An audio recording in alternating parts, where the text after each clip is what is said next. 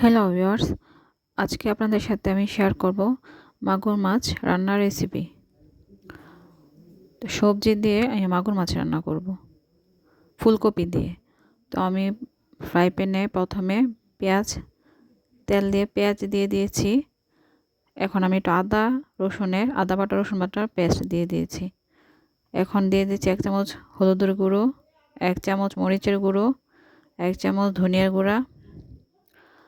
আমি একটু নাড়াচাড়া করে নিচ্ছি। একটু মশলাটা ভালোভাবে মিক্সড করে নিচ্ছি। একটু লবণ দিয়ে দিচ্ছি।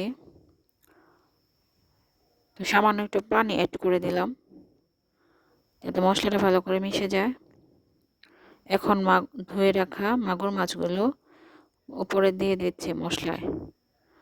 মাগুর মাছগুলো মশলা আমি তেলের মধ্যে ভালোভাবে মিক্সড করে নিচ্ছি।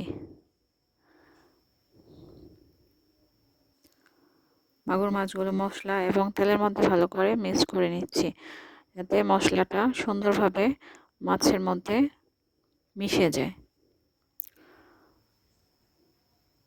সুন্দরভাবে মাছের মধ্যে মিশে যাওয়ার জন্য কিছুক্ষণ আপনাকে 5-6 সেকেন্ড আপনাকে ভালোভাবে সুন্দর করে মাছটা মশলার সাথে কষিয়ে নিতে হবে। সুন্দর করে ভালো করে কষিয়ে নিতে হবে, তাহলে মাছের ভিতরে সব ধরনের মশলাটা ভিতরে ঢুকে যাবে এবং খুব ভালো লাগবে মাছটা খেতে। মাছটা সুন্দর করে কষিয়ে নিচ্ছি। অনেকটা কষানো দেখেন হয়ে গিয়েছে। আমি উপর নিচ করে দিচ্ছি মাছটা যেন ভিতরে সব ধরনের মশলাটা ভালোভাবে ভিতরে মিশে যায়, ভিতরে মশলাটা ঢুকে যায়। এই জন্য ভালো করে মিক্স করে দিচ্ছি। মশলাটা কষানো হয়ে গেছে। এখন আমি মশলা থেকে মাছটা তুলে নেব। মাছটা আমি তুলে রেখেছি। এখন আমি সামান্য সিদ্ধ করে রাখা ফুলকপিটা দিয়ে দেব মশলায়। এই যে আমি ফুলকপিটা দিয়ে দিচ্ছি। ফুলকপি আমার খুব প্রিয়। ফুলকপি দিয়ে শীতের দিন মাছ রান্না, মাছের ঝোল অসাধারণ টেস্টি হয়, অসাধারণ ভালো লাগে। শীতের একটা সবজি ফুলকপি খুবই প্রিয়। আপনাদের কেমন লাগে আমাকে অবশ্যই জানাবেন। ফুলকপি দিয়ে যে কোনো মাছের ঝোল। তো ফুলকপিগুলো দিয়ে দিয়েছি। এখন হালকা একটু পানি অ্যাড করে দিলাম।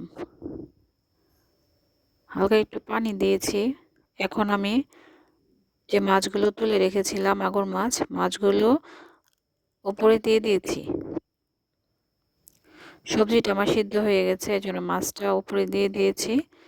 এখন একটু পানি অ্যাড করে দেব।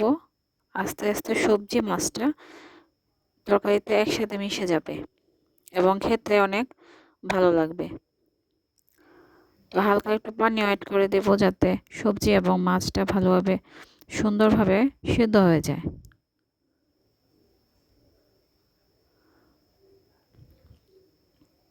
তো এখন আবার ফ্রাই প্যানটা আমি ঢেকে দেব যেন তরকারিটা মাছ এবং ফুলকপি সবজিগুলো সিদ্ধ হয়ে আসে সুন্দর করে।